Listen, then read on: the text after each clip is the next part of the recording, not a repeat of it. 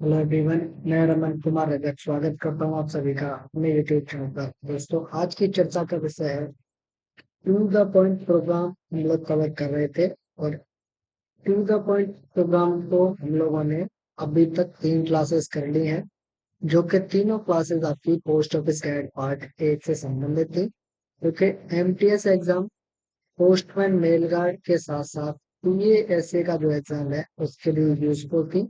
और आज की जो क्लास है, यानी कि क्लास नंबर जो 4 है, इसमें हम लोग करेंगे आईटी मोनेशन प्रोजेक्ट के बारे में। IT modernisation project of department of post 2012, यानी कि आईटी मोनेशन प्रोजेक्ट जो 2012 है, जो कि सिर्फ और सिर्फ पीएएसए के एग्जाम में पूछा जाता है।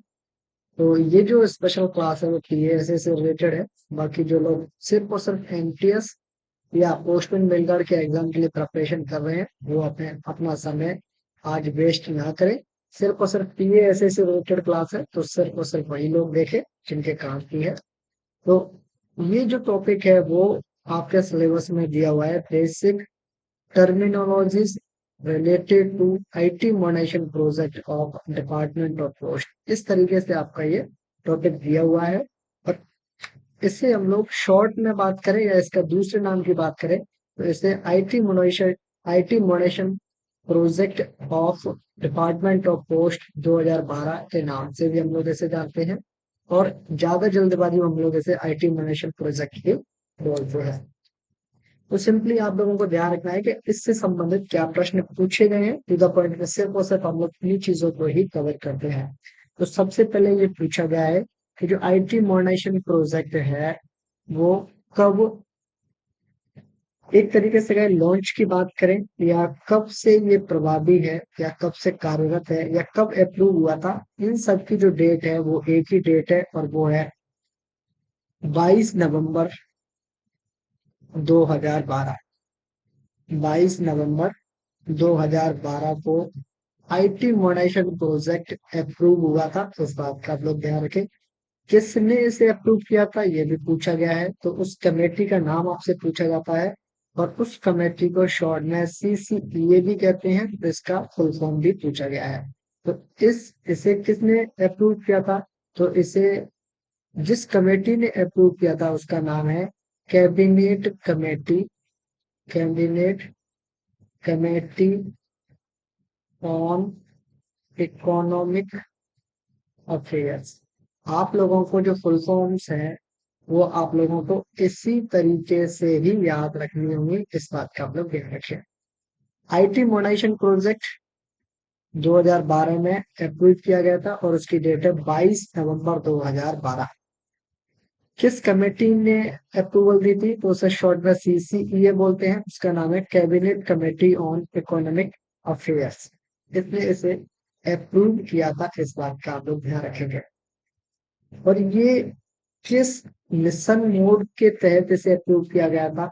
तो उस मिशन मोड का भी नाम पूछा जाता है, और उसे भी ई गवर्नेंस प्रोजेक्ट के नाम से जानते हैं। ई गवर्नेंस मिशन मोड के तहत इसे लॉन्च किया गया था।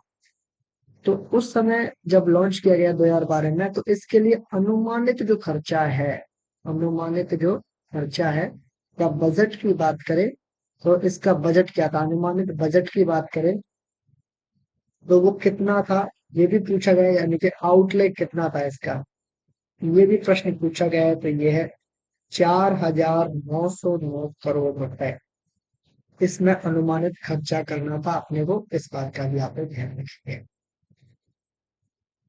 फिर नेक्स्ट ये पूछा गया है कि जो आईटी मॉडर्नाइजेशन प्रोजेक्ट है उसे कितने खंड में डिवाइड किया गया है, यानी कि इसके कितने सेगमेंट्स हैं। सेगमेंट्स पूछे जाते हैं कि आईटी मॉडर्नाइजेशन प्रोजेक्ट को कितने सेगमेंट्स में बांटा गया है। तो ध्यान रखेंगे, इसे टोटल 8 सेगमेंट्स में बांटा गया है। 8 सेगमेंट्स आप लोगों को अलग अलग तरीके से देखने को मिलेंगे, यानी कि जब भी आप कहीं पर भी पढ़ेंगे इसको, तो ये 8 में से कुछ तो आपको कॉमन देखने को मिलेंगे, तो कुछ के जो नाम है वो आपको चेंज होते हुए देखने को मिलेंगे। तो एक बार आप लोग इसको नोट डाउन करने की कोशिश करें कि 8 प्रोजेक्ट कौन कौन से हैं। 8 सेगमेंट कौन कौन से हैं? तो पहला है चेंज मैनेजमेंट। और यहाँ से ये भी पूछा जाता है कि इसके वेंडर कौन थे, यानी कि विक्रेता कौन थे, यानी कि ये जो फैसिलिटी है, ये जो प्रोजेक्ट है, इसके तहत जो भी काम किया जाएगा उसकी जिम्मेदारी किसने ली थी, यानी कि वो वेंडर कौन था जिसने इस प्रोजेक्ट को प्रोवाइड करने का जिम्मा लिया था, ये आपसे पूछा जाता है। तो चेंज मैनेजमेंट के जो वेंडर्स हैं वो है टीसीएस, टाटा कंसल्टेंसी सर्विसेज, जिसे आप लोग जानते हो टीसीएस के नाम से।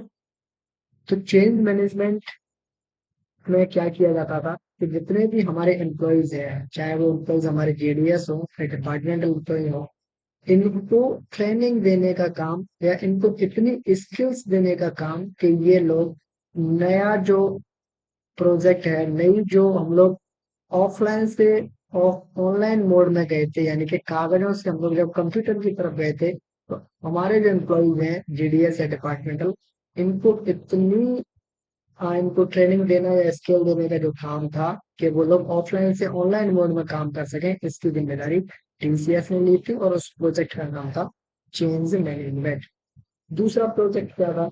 दूसरा प्रोजेक्ट था data centre facility, DCF, data centre facility, data centre facility. ये फुल फॉर्म्स भी आप लोगों से पूछी गई हैं। वेंडर का नाम लिखे आप लोग रिलायंस, वेंडर का नाम लिखे रिलायंस। पर एक बात का तो ध्यान रखें कि जो प्राइमरी डेटा सेंटर है इंडिया पोस्ट का, वो नवी मुंबई में स्थित है। ये भी प्रश्न आप लोगों से पूछे गए हैं, सारे प्रश्न पूछे गए हैं, इसलिए आप लोग ध्यान रखेंगे, क्योंकि इस टॉपिक में से 10 क्वेश्चंस पूछे जाते हैं। टॉपिक के लिए थ्योरी पोर्शन कहीं नहीं है, इसलिए हर एक लाइन इंपॉर्टेंट है और पूछी भी गई है, सिर्फ और सिर्फ आपको वही पढ़ाया जा रहा है। तो डेटा सेंटर फैसिलिटी या कहें primary data centre India post का, वो नवी मुंबई में स्थित है। और ये कब से काम कर रहा है, कब से इसे स्टार्ट किया गया है? तो ये 3 अप्रैल 3 अप्रैल 2013 से ये वर्क कर रहा है। 3 अप्रैल 2013 से ये प्रभावी है, काम कर रहा है, इस बात का आप लोग ध्यान रखेंगे।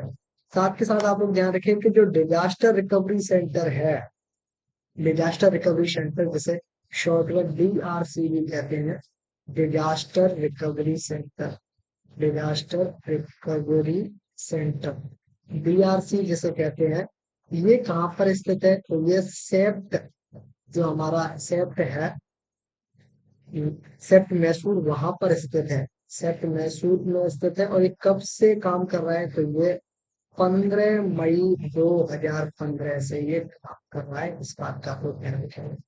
दोनों की फुल फॉर्म्स पूछे गए हैं, दोनों कहाँ पर स्थित है ये पूछे गए हैं, दोनों कब से काम कर रहे हैं ये भी पूछा गया है, इस बात का आप लोग ध्यान रखेंगे। नेक्स्ट जो सेगमेंट है या जो खंड है वो है फाइनेंशियल सिस्टम इंटीग्रेटर। अब इसमें थोड़ी सी समस्या है, इसकी जो फुल फॉर्म है वो आप लोगों से दो तरीके से पूछी जाती है। फाइनेंशियल सिस्टम इंटीग्रेटर, इंटीग्रेटर और दूसरी इसकी जो फुल फॉर्म एग्जाम में पूछी गई है और वो सही भी मानी गई है, फाइनेंशियल सर्विसेज सिस्टम इंटीग्रेटर। ये जो इसकी जो दोनों फॉर्म है, फुल फॉर्म आपको दोनों देखने को मिलेंगे, एक एग्जाम में दोनों ऑप्शन नहीं मिलेंगे, इस बात का आप लोग ध्यान रखेंगे। या तो आपको ये ऑप्शन देखने को मिलेगा फाइनेंशियल सिस्टम इंटीग्रेटर, या फाइनेंशियल सर्विसेज सिस्टम इंटीग्रेटर, ये आपको फुल फॉर्म देखने को मिलेगी। दोनों ही फुल फॉर्म सही है, दोनों में से जो मिल जाए आपको वो आप लोग टिक करें। अगर दोनों ही मिल जाए तो आपका बेस्ट ऑप्शन है फाइनेंशियल सिस्टम इंटीग्रेटर, इस बात का आप लोग ध्यान रखेंगे। तो तीसरा project financial system integrator, FSI जिसे बोलते हैं, और इसके जो वेंडर है वो है इन्फोसिस। इनके जो विक्रेता है वो कौन है? इन्फोसिस है, इस बात का आप लोग ध्यान रखेंगे। और ये क्या प्रोवाइड करवाते हैं? ये कोर बैंकिंग सोल्यूशन यानी कि सीबीएस मेंटेनेंस का काम करते हैं, मेंटेनेंस ऑफ सीबीएस। सीबीएस की भी फुल फॉर्म आप लोगों से पूछी गई है, एक सेशन हम लोग फुल फॉर्म का करेंगे, तब फिर हम लोग सारी फुल फॉर्म को एक साथ और देखेंगे। इसका काम क्या है? कोर बैंकिंग सॉल्यूशंस प्रोवाइड करें, सीबीएस से संबंधित फैसिलिटीज को उपलब्ध करवाना एफएसआई का काम है, इस बात का ध्यान रखेंगे। नेक्स्ट इसका एक और क्या काम है, इसका काम है कोर इंश्योरेंस सॉल्यूशंस प्रोवाइड करवाना। कोर इंश्योरेंस सॉल्यूशन यानी कि ये भी फुल फॉर्म आपसे पूछी गई है। तो ये फुल फॉर्म है CIS, इसकी फुल फॉर्म है CIS की, और इसका फुल फॉर्म का पूरा नाम है कोर इंश्योरेंस सॉल्यूशन। ये भी कौन प्रोवाइड करवाएगा, FSI प्रोजेक्ट के तहत ये उपलब्ध करवाई जाती है, ऐसा प्रॉब्लम ध्यान रखेगा।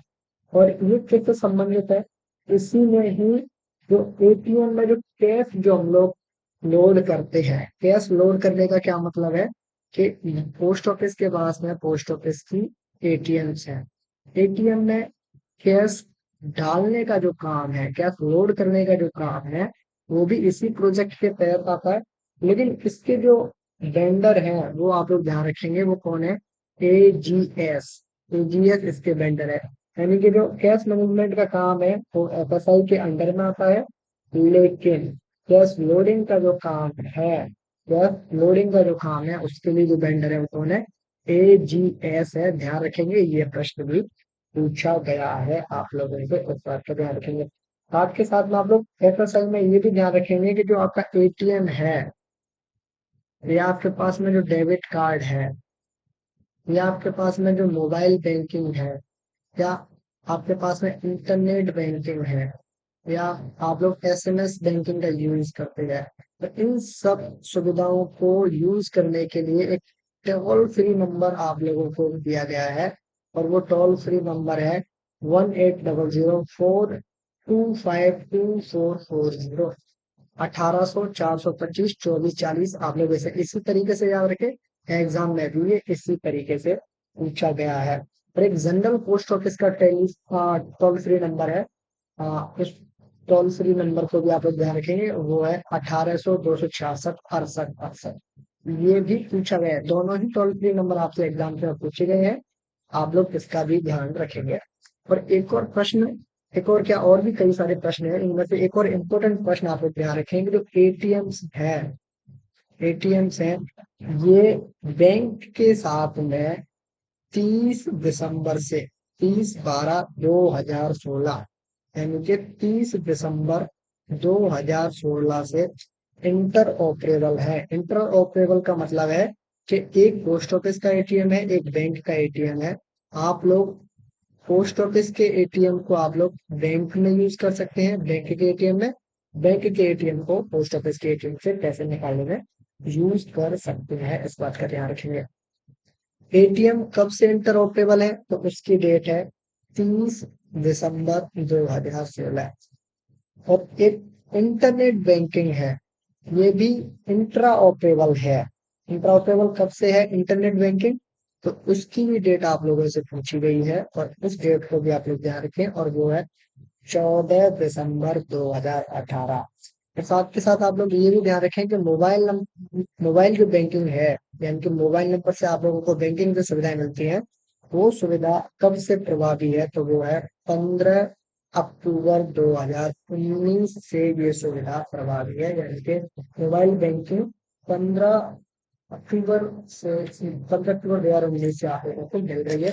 तीनों ही डेट्स एग्जाम्स में पूछी गई है, आप लोग इन तीनों डेट्स को याद रखेंगे, अलग अलग याद रखें तो ज्यादा बेटर होगा, और सीरियल से याद रखेंगे सबसे बेस्ट है कि हाँ, इस तरीके से याद रख सकते हैं कि 2016, 2018 और 2019। और यहाँ पर आप लोग अल्फाबेट देखें तो A for ATM, I for internet banking, और M फॉर मोबाइल बैंकिंग, इस तरीके से आप लोग इन्हें सीरियल से भी याद रख सकते हैं। नेक्स्ट जो सेगमेंट है फॉर CSI, जो कि मास्टर है आपका CSI, इसका पूरा नाम है कोर सिस्टम इंटीग्रेटर है, कोर सिस्टम इंटीग्रेटर, ये इसकी फुल फॉर्म है, ये भी आप लोगों से पूछी गई है, इस बात का आप लोग ध्यान रखें। इसके वेंडर है TCS, इस बात का ध्यान रखेंगे। और साथ के साथ आप लोग ध्यान रखें, साथ के साथ आप लोग इस बात का भी ध्यान रखें कि जो आपका पॉइंट ऑफ सेल है, अगर किसी ने काम किया है तो वो जानते होंगे पॉइंट ऑफ सेल है, और जो डेली अकाउंट होता है, डेली अकाउंट है, पॉइंट ऑफ सेल है आपका, डेली अकाउंट है। और उसके बाद में कॉल सेंटर से मतलब आपके जो टोल फ्री नंबर है वो, और उसके अलावा हेल्प डेस्क में भी वही सेम, आपके जो टोल फ्री नंबर है वही। और HR portal, HR portal employ का जो पोर्टल है वो, जिन लोगों ने इसको यूज किया वो जानते होंगे। F&A finance and accounts, F&A। उसके बाद में मेल, मेल से मतलब डाक हमारा। तो डाक में भी अपना क्या है, DPMS डिलीवरी पोस्टमेंट मॉड्यूल सिस्टम, मैनेजमेंट सिस्टम। और उसके बाद में है IPBS। और इसके बाद में है लॉजिस्टिक। और उसके बाद में है बिजनेस प्रोसेस और मैनेजमेंट और वर्क फ्लो करने के जो काम है, यानी कि इतने जो सारे काम है वो CSI के तहत होते हैं। और हम एक तरीके से कहेंगे जो सभी इंटीग्रेटर्स हैं, जैसे FSI है, CSI है, अभी RSI भी पढ़ेंगे। इन सभी को इंटीग्रेट करने का जो काम है वो कौन करता है, CSI करता है। यानी कि ये मास्टर कह सकते हैं, पोस्टल सिस्टम का ब्रेन कह सकते हैं, इस बात का आपको ध्यान रखिएगा। तो आप लोगों से अगर ये पूछा जाए, अभी तक पूछा नहीं गया है, पूछा जा सकता है कि brain of postal system, brain of postal system क्या है, तो आप लोग वहां पर ध्यान रखेंगे CSI पोस्टल सिस्टम का ब्रेन माना जाता है। तो ये सारे जो काम है ये इसमें होते हैं। नेक्स्ट हम लोग अगला जो सेगमेंट है वो है रूरल हार्डवेयर। और इसकी जो वेंडर थे वो है TCIL। उनके जो वेंडर है वो कौन से, TCIL। इनके वेंडर कौन है, TCIL, ये इनके वेंडर है। इनके वेंडर थे और इनका सिंपली क्या काम था कि जो रूरल हार्डवेयर, आप लोग इस नाम से ही आप लोग समझे रूरल हार्डवेयर। तो रूरल, रूरल का मतलब हो गया ग्रामीण, ग्रामीण का मतलब हो गया हमारी ग्रांड पोस्ट ऑफिस। तो डीओ में जो हार्डवेयर है, हार्डवेयर के मतलब आपकी जो हैंड हेल्ड डिवाइसेस थी, ये आपसे पूछा गया है। ये आपसे पूछा गया है कि इसकी फुल फॉर्म क्या है, hand held device. Hand held device का मतलब है कि जिन लोगों ने पहले एक लंबी सी एक मशीन आती थी, पतली सी, जैसे बस कंडक्टर से संबंधित, बस कंडक्टर के पास में जो टिकट काटते हैं उनके पास में जैसी मशीन होती थी, सेम टू सेम हमारे पास भी थी, जिससे हम लोग RICT डिवाइस भी कहते थे या हैंड हेल्ड डिवाइस भी कहते थे। तो दोनों का, या दर्पण डिवाइस कहते थे, दोनों के जो नाम है, या इसका जो नाम है वो तीनों नाम एक जैसे है। RICT डिवाइस कहो या दर्पण डिवाइस कहो या हैंड हेल्ड डिवाइस HHD कहो, तीनों नाम एक जैसे हैं। तो जैसे आपका HHD है, हैंड हेल्ड डिवाइस है, या RICT डिवाइस है, या दर्पण डिवाइस है, तो ये भी एक रूरल हार्डवेयर है। इसके अलावा आप लोगों को एक सोलर पैनल भी दिया गया था, यानी कि इस हैंड हेल्ड डिवाइस को चार्ज करने के लिए और काम करने के लिए इसके साथ में जो बैटरीज लगती थी उनको चार्ज करने के लिए आप लोगों को सोलर पैनल भी दिया गया था। बैटरी बैकअप भी दिए गए थे, थर्मल प्रिंटर भी था, बायोमेट्रिक रीडर थे, सिम कार्ड थे, चार्जर वगैरह थे। ये जो सारी चीजें हैं इन सबको देखने का जो काम था वो था रूरल हार्डवेयर के पास में था। नेक्स्ट जो सेगमेंट है वो है RSI। RSI का पूरा नाम है rural system integrator, rural system integrator, RSI। तो एक तरीके से कहें तो ये दोनों एक जैसे ही है। इसका भी काम है कि जो डीओ में, अभी तक हम लोग हार्डवेयर की बात कर रहे थे, अब सॉफ्टवेयर की बात करेंगे। डीओ में सॉफ्टवेयर, सॉफ्टवेयर से मतलब कि जो आपकी RICT डिवाइस थी उसमें जितने भी एप्लीकेशन थे, या बोर्डा का जो था जिसमें आप लोग बिल अकाउंट निकालते थे, डे बिगिन या डे एंड करते थे, या आप लोग PLI वगैरह जमा करते थे, या RD वगैरह जमा करते थे, जितनी भी एप्लीकेशन उसमें थी उन सॉफ्टवेयर को मेंटेनेंस करने का काम रूरल सिस्टम इंटीग्रेटर का था। इस बात का लोग ध्यान रखेंगे। अगला जो सेगमेंट है वो है NI। बड़ा इंपॉर्टेंट है क्योंकि इसकी जो फुल फॉर्म है वो कई बार पूछी गई है। इसकी जो फुल फॉर्म है वो है नेटवर्क इंटीग्रेटर, NI। के जो वेंडर है वो कौन है, सिटी है। RSI के हम लोग ध्यान बोल गए थे, उसके वेंडर है इन्फोसिस। तो NI के जो नेटवर्क इंटीग्रेटर के जो वेंडर है वो है सिटी। इनका सिंपली क्या काम था, इनका सिंपल सा काम था तो आप लोगों को इंटरनेट या नेटवर्क प्रोवाइड करवाना है, इस बात का आप लोग ध्यान रखेंगे। पोस्ट ऑफिस में नेटवर्क दो तरीके के थे, NSP 1 और NSP 3।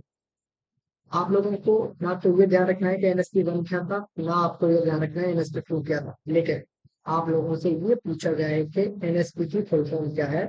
तो NSP की फुल फॉर्म है नेटवर्क सर्विस प्रोवाइडर। ये आप लोगों से पूछा गया है, ये आप लोगों को ध्यान जरूर रखना है। NSP 1 आपको प्रोवाइड कौन करवाता, वो प्रोवाइड करवाते थे बीएसएनएल वाले। तो बीएसएनएल की भारत संचार निगम लिमिटेड और एनएसपी टू की जो जिम्मेदारी थी वो सिटी की थी। इस बात को यहाँ पर ध्यान रखेंगे। नेक्स्ट जो सेगमेंट है एमओएच, मेन ऑपरेशन हार्डवेयर।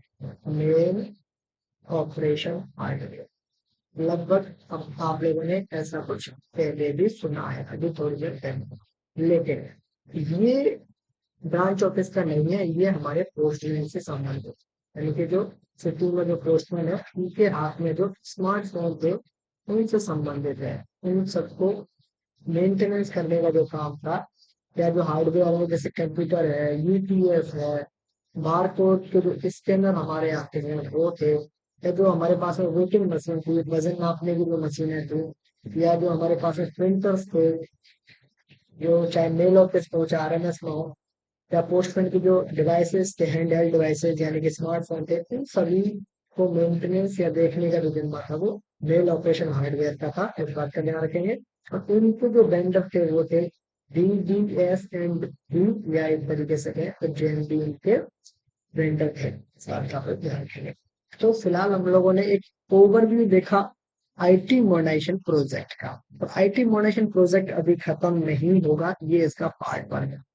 और इससे संबंधित अलग अलग जो पार्ट्स हैं उनमें हम लोग अलग अलग तरीके से इसको कवर करेंगे। फिलहाल के लिए अभी थ्योरी आधा कंप्लीट हो गया, आप लोग ये समझे। थ्योरी अभी और भी बाकी है। इसके बाद में आप लोगों को फुल फॉर्म्स भी याद रखनी है। फुल फॉर्म से संबंधित एक अलग से क्लास लेके आएंगे। और थ्योरी की अभी बहुत सारी क्लासेस होंगी, क्योंकि इस टॉपिक से रिलेटेड कहीं भी थ्योरी मटेरियल आपको देखने को नहीं मिलेगा। आप लोग टू द पॉइंट कवर करते रहे, वहां से आप लोगों को सब कुछ कवर हो जाएगा जो आपके एग्जाम्स में पूछा गया है। तो फिलहाल के लिए इस वीडियो को करता हूँ मैं एंड। ये है इस वीडियो का। धन्यवाद।